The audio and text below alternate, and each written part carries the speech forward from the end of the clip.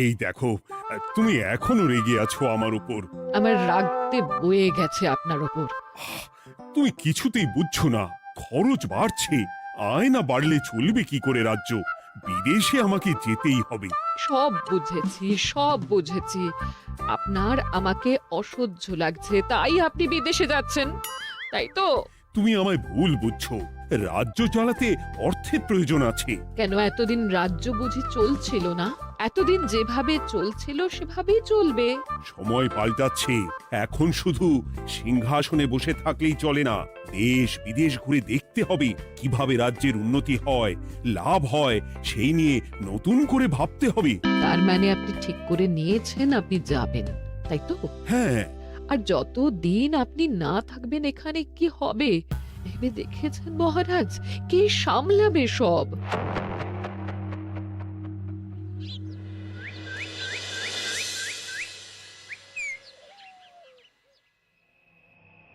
চিঠি?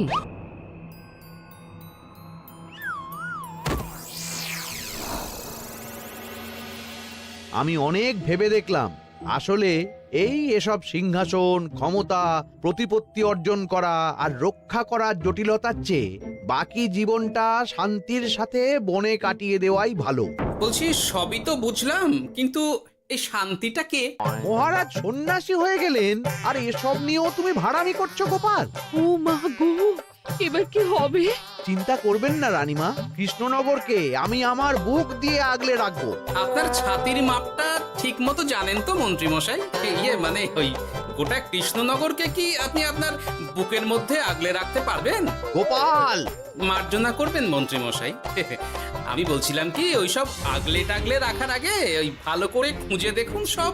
মানে কি বলতে চাইছো কি তুমি? মহারাজকে খুঁজে বার করুন মন্ত্রী মশাই, লোক পাঠান। তিনি হয়তো এখনো বেশি দূর যেতে পারেননি। এটা কিন্তু ঠিক বলেছে গোপাল, তাকে একবার যদি খুঁজে পাই আমরা। আপনি চিন্তা করবেন না রানীমা, আমি এক্ষুনি লোক পাঠাচ্ছি। আর গোপাল, রানীমাকে বিশ্রাম নিতে দাও। যাও এখন, যত সব।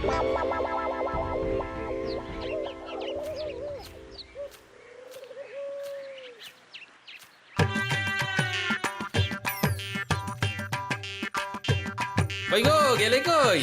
এক ঘটি জল দাও দেখি। ওই জলই খেতে হবে, শুধু জল। ঘরে এক দানাও চাল নেই। বাজারে না গেলে আজ হরি মটর। রাজ্যে রাজা নেই আর তুমি ঘরে চাল নেই বলে চিল্লামিল্লি করছো। চত্ব সব। ও মা গো, মহারাজ রাজ্যে নেই তো গেলেন কই? বনবাসে। সে কি গো, এবার কি হবে তাহলে? কপালে যা লেখা আছে তাই হবে, আর কি। এই তোমার চাকরিখানা থাকবে তো? না থাকলে বাটি হাতে বেরোবো, চিন্তা কি?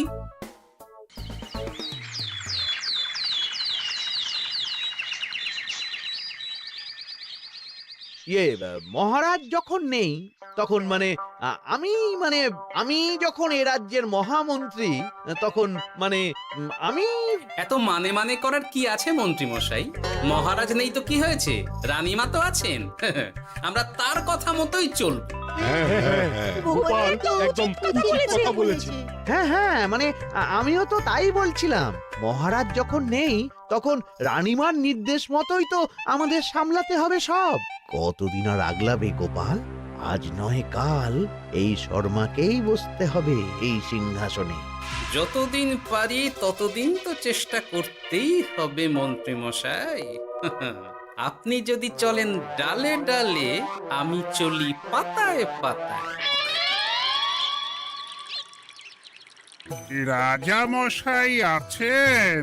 আমি অনেক দূর থেকে আসছি।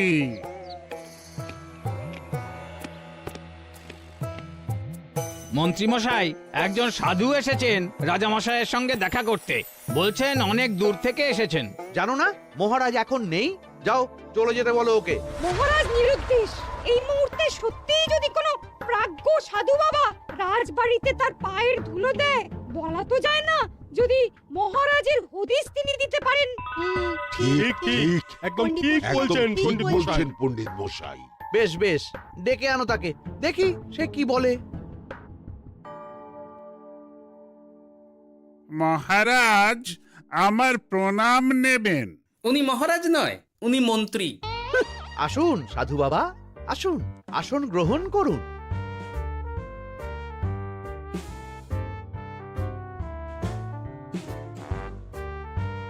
কি করলেন সাধু বাবা? এটা তো মহারাজের সিংহাসন। আপনার জন্য আমি অন্য আসনের ব্যবস্থা করে দিচ্ছি, আপনি বরং সেখানে বসুন। ওহ, রাজাই যখন নেই তখন তাঁর সিংহাসনে বসতে ক্ষতি কি? আপনি কি করে জানলেন মহারাজ নেই? বুঝলে না, সাধু বাবা যে অন্তর্যামী গোপাল। এবার কি হবে? উনি যদি বলে দেন মহারাজ কোথায় আছেন, তাহলে তো আমার আর পণ্ডিত মশাই, আগেই ওরকম হামলে পড়বেন না। আচ্ছা, আপনি যদি অন্তর্যামী হন, বলুন তো আমাদের রাজা মশাই কোথায় গেছেন? জবর জটা কালো চুলে দেনামা অতীত বলে। বুম! মহারাজ বনবাসে গেছেন। এটা যখন বলেছেন সাধু বাবা, তাহলে মহারাজ এখন কোথায় আছেন সেটাও নিশ্চয়ই আপনি বলে দিতে পারবেন। গোপাল, সব বিষয়ে নাক গলিও না তো তুমি। ঠিক ঠিক আছে, রাজা মশাইকে নিয়ে চিন্তা হওয়া তো খুবই স্বাভাবিক, কিন্তু গোপাল, রাজা মশাই বনবাসে গেছেন, তাকে আর সংসার মায়ায় বাঁধা ঠিক কাজ হবে না। এ আপনি কি বলছেন সাধু বাবা? মহারাজ না থাকলে রাজ্য চলবে কেমন করে? নতুন রাজা নির্বাচন করতে হবে। এই তো খেলা জমে গেছে, একে দিয়েই কাজ হবে মনে হচ্ছে। সাধু বাবা, এসব নিয়ে নয় পরে আলোচনা করা যাবে। এই কে আছো? সাধু বাবার পা ধুইয়ে দাও ভালো করে। না, বিষয়টা ঠিক সুবিধের মনে হচ্ছে না। আহা মন্ত্রী, করেছ কি?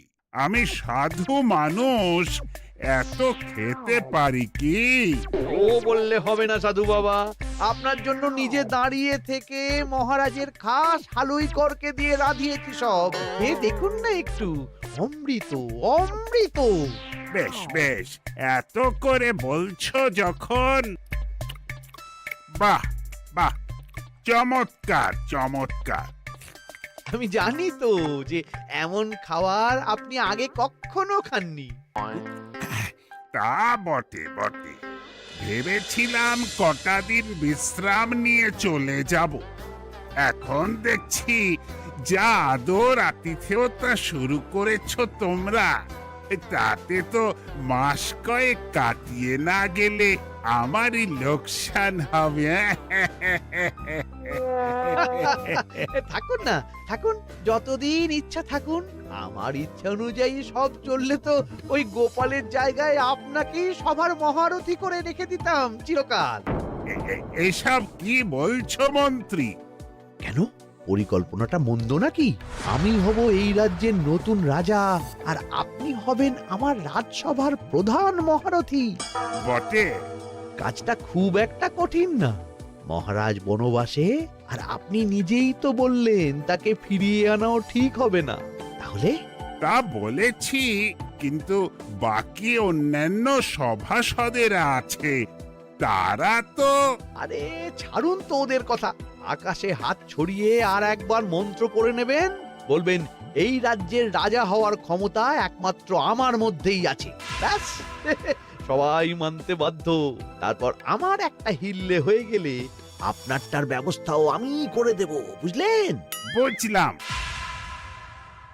একেবারে জলের মতো পরিষ্কার। ব্যাস, কালই তাহলে কাজ শুরু করে দিন। বেশি দেরি করে তো লাভ নেই। বলা তো যায় না, মহারাজের যদি রানীমার জন্য মন কেমন করে, রাজ্যে ফিরে আসে, ওসব হওয়ার আগেই সেরে ফেলতে হবে সব কাজ। রাজা হওয়ার খুব তাড়া দেখছি তোমার মন্ত্রী। ওপরে ওঠার ইচ্ছা কার না থাকে বলুন তো সাধু বাবা? আর মাত্র কটা দিনের অপেক্ষা, ব্যাস, তারপরেই এই সিংহাসনের মালিক হব আমি। কৃষ্ণনগরের নতুন রাজা হব আমি। সমস্ত ধন দৌলত থাকবে আমার এই হাতের মুঠোয়। কি অত ভাবছেন মন্ত্রী মশাই একা একা? মানে কি ভাবছি তার কৈফিয়ত তো তোমায় দিতে হবে। হ্যাঁ, হিমা ছি ছি ছি, আপনি কেন কৈফিয়ত দেবেন? আপনার মুখ দেখলেই তো বোঝা যাচ্ছে যে আপনি কি ভাবছেন। তাই বুঝি? তা বলো দেখি কি ভাবছি আমি। আপনি ভাবছেন ওই কৃষ্ণনগরের সিংহাসনের কথা। শুনে ফেললো নাকি সব? আপনি ভাবছেন আমাদের মহারাজের কথা, তাকে কিভাবে ফিরিয়ে আনা যায় সেই কথা, তাই না? মহারাজকে যে আর ফিরিয়ে আনা যাবে না,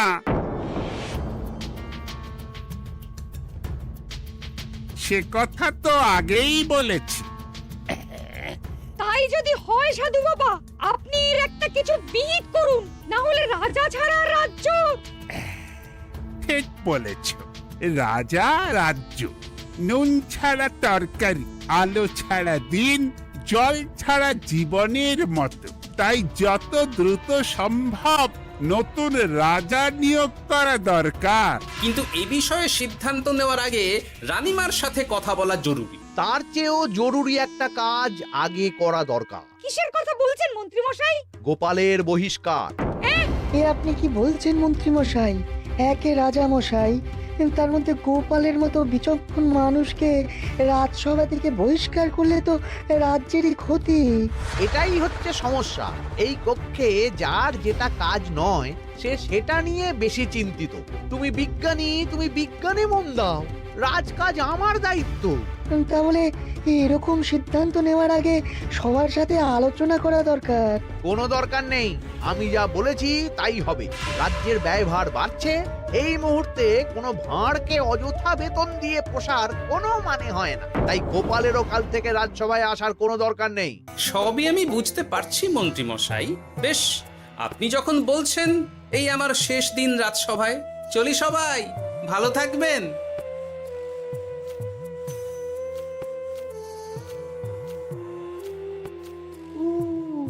এত সহজে যে বেটা মাঠের বাইরে চলে যাবে বুঝতেই পারিনি আগে। এবার আমার আর সিংহাসনের মাঝে নেই কোনো বাধা, নেই কোনো কাটা। তুমি চিন্তা করো না, আমি নিজে মন্ত্রীর সাথে কথা বলবো। না না রানীমা, সেসবের দরকার নেই।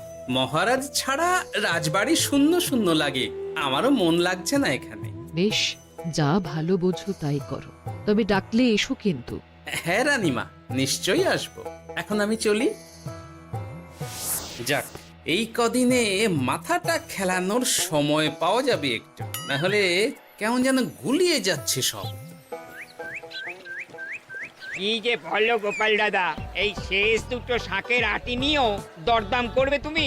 ওরে, আমি বেকার মানুষ, দরদাম না করে উপায় আছে আমার? হ্যাঁ শোনো শোনো শোনো, মহারাজ কৃষ্ণচন্দ্রের অবর্তমানে কৃষ্ণনগরে নতুন রাজা হিসেবে নির্বাচিত হবেন রাজ্যের মহামন্ত্রী। সেই শুভানুষ্ঠানে রাজবাড়িতে আমন্ত্রণ রইল। এসব কি হচ্ছে বলো তো গোপাল দাদা? ভেতরের খবর আছে নাকি কিছু? না গো ভাই, তুমিও যা জানো আমিও ততটুকুই জানি। ও গোপাল দাদা, ব্যাপার কি? এ সময় এখানে কি চাই? রানীমার জরুরি তলব, এখনই ওই রাজবাড়ি যেতে হবে তোমাকে। কিন্তু আমার যে বাজার হয়নি এখনো। আরে ওসব বাজার টাজার পরে হবে, তুমি এখন আমার সাথে চলো তো। মন্ত্রীকে আমি বিশ্বাস করেছিলাম, ও যে এইভাবে বিশ্বাসের সুযোগ নেবে আমি একদম বুঝতে পারিনি। আমাদের এক্ষুনি অন্যান্য সভাসদদের সাথে কথা বলা দরকার রানীমা। কারোর সাথে কথা বলার দরকার নেই রানীমা, আমি নিজেই চলে এসেছি আপনার সাথে কথা বলতে। এখানে কি জন্য এসেছো গোপাল? রানীমার কান ভাঙাতে? বাহ, আপনি সবার মাথা মুড়িয়ে সিংহাসন কবজা করতে পারেন, আর আমি রানীমাকে সেই সত্যি কথা জানাতে পারি না? চুপ! ভুলে যেও না, আমি কৃষ্ণনগরের হবু রাজা। মুখ সামলে কথা বলবে আমার সাথে। এসব কি হচ্ছে মন্ত্রী মশাই? রাজা মশাই নেই, সেই সুবাদে এ কি শুরু করেছেন আপনি? আমায় আপনি ভুল বুঝবেন না রানীমা, আমার হয়ে যা বলার সাধু বাবাই আপনাকে বুঝিয়ে বলবে সব। উনি আর কি বোঝাবেন? কতদিন এসেছেন উনি, কি জানেন এই রাজ্যের বিষয়ে? সাধনা মা, সবই সাধনা। সাধনার জোর থাকলে সবকিছুই জানা যায়, ভূত ভবিষ্যৎ অতীত সব। সেই জোর থেকেই বলছি মা, মন্ত্রীর কপালে আমি জ্যোতি দেখতে পাচ্ছি। মন্ত্রী যদি রাজ্যের রাজা হয়, এ রাজ্যের উন্নতি কেউ ঠেকিয়ে রাখতে পারবে না। আপনাদের একটা কথাও বিশ্বাস করি না আমি, এসব আপনাদের ষড়যন্ত্র। এ আপনি ভুল করছেন রানীমা। যা হোক, যে কথা আমি বলতে এসেছি, রাজা যখন আমি হচ্ছি তখন তো আমাকে এই প্রাসাদেই থাকতে হবে, ফলে আমার স্ত্রীকেও এখানে এসেই থাকতে হবে। সে তো আর একা থাকতে পারবে না, তাই আপনি যদি এই ঘরটা ছেড়ে দিতেন। কিন্তু মন্ত্রীমশাই, তুমি কি বলছো মন্ত্রী? এখানে না থাকলে রানীমা থাকবেন কোথায়? আর আমি তো এমন কোনো বিধান দিইনি যে রানীমাকে অন্যত্র পাঠাতে হবে।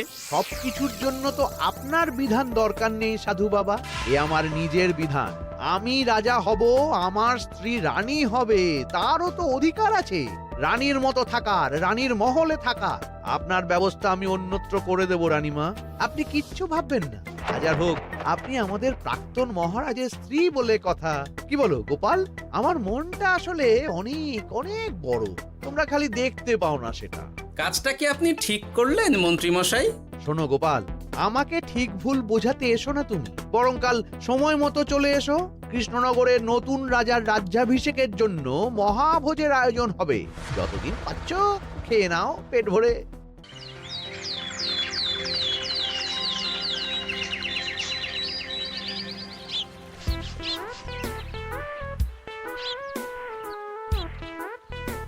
আরে এগুলো আবার কি পরে আছে এখানে?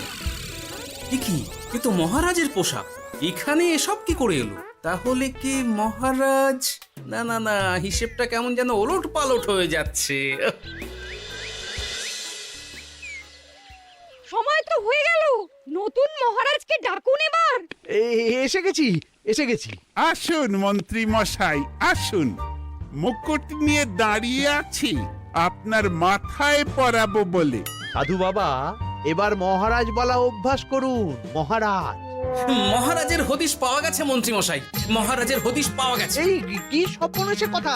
মহারাজের হদিশ পাওয়া গেছে মানে কোথায় মহারাজ? না না, মহারাজ না, মহারাজের পোশাক পরে আছে পুকুরের ধারে। আমার মনে হয় তিনি ওই পুকুরে ডুব দিয়ে নিরুদ্দেশ হয়ে গেছেন। ও তাই বলো? তা বেশ তো, প্রাক্তন রাজার জন্য না হয় কিছুক্ষণ নীরবতা পালন করে নেব আমরা, ব্যাস। এ আপনি কি বলছেন মন্ত্রী মশাই? মহারাজ সত্যি ওই পুকুরে ডুব দিয়েছেন কিনা সেটা তো তুলিয়ে দেখা দরকার একবার। সেসব হবে আমি রাজা হওয়ার পর। নিন সাধু বাবা, মুকুট পরান। কিন্তু মন্ত্রীমশাই, আরো একটা দুঃসংবাদ আছে যে। ও আবার কিসের দুঃসংবাদ? মহারাজ যে পুকুরে ডুব দিয়েছেন সেই কথা বলতেই রানীমা অজ্ঞান হয়ে গেছে। তুমি যে কি করো না গোপাল, শুভ সময়ে অশুভ একটা সংবাদ দিয়ে দিলে তো সব বরবাদ করে। এই কে আছো? গ্রেফতার করো গোপালকে। তার আগে তোমায় গ্রেপ্তার করা হবে। এত বড় সাহস তোমার? হবু রাজাকে গ্রেফতার করার কথা বলো তুমি? আজ তোমার একদিন কি আমার একদিন। কিসের হবু রাজা? আমি কৃষ্ণনগরের আসল রাজা। হ্যাঁ, আমি। কি মহারাজ, আপনি? হ্যাঁ, আমি। অনেক দিন ধরে তো তোমার বাড়বাড়ন্ত দেখলাম, আজকে খেলা শেষ। কিন্তু গোপাল, রানী কোথায়? কেমন আছে সে? এক্ষুনি তার কাছে আমাকে নিয়ে চলো। রানীমা ভালোই আছে মহারাজ, কিচ্ছু হয়নি তার। কিন্তু তুমি যে বললে রানী অজ্ঞান হয়ে গেছে। এটুকু মিছে কথা না বললে যে আপনার লুকোচুরি খেলাটা এত সহজে শেষ হতো না মহারাজ। লুকোচুরি বটে, কিন্তু তুমি বুঝলে কি করে এত সব? প্রথম সন্দেহটা হলো যখন রানীমাকে অন্যত্র রাখার কথা বলতেই আপনি বিচলিত হয়ে উঠলেন, তখন। তারপর পুকুর পাড়ে আপনার পোশাক, ব্যাস এটুকুই, আর কিছু নয়। আর প্রথম দিন রাজসভায় এসেই সোজা সিংহাসনে চড়ে বসা, ব্যাস। একে একে 2 আর 2 2 4 করে ফেললাম। তারপর মনে হলো রানীমার প্রতি টান ফিরিয়ে আনতে পারে আপনাকে আপনার আসল রূপে। তাই এই মিছে কথা। অধমের অপরাধ মার্জনা করবেন মহারাজ। গোপাল, তোমার তুলনা নেই। কিন্তু মহারাজ, আপনি কেন এই ছদ্মবেশ নিয়েছিলেন তার আসল উদ্দেশ্যটা কিন্তু এখনো আমার কাছে পরিষ্কার হয়নি পুরোটা। আসলে আমি পরীক্ষা করছিলাম, বুঝলে, কিসের পরীক্ষা মহারাজ? যে আমার অনুপস্থিতিতে কে এই রাজ্য চালাবে তার পরীক্ষা। এবং আমি ঠিক করেছি যে কদিন ব্যবসার কাজে আমি বাইরে থাকব, ততদিন রানীর পরামর্শ মতো সমস্ত কিছু সামলাবে গোপাল।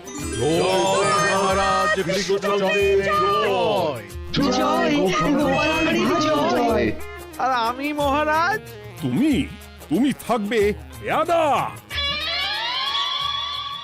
এ কি শুধু জল আর ভাত? আগেই বলেছিলাম বেশি বেরো না, বেরো না, রাজা হবেন। এখন খাও খাও, জল ভাত খাও। চেষ্টায় তুমিও আমাকে ভুল বুঝলে গিন্নি।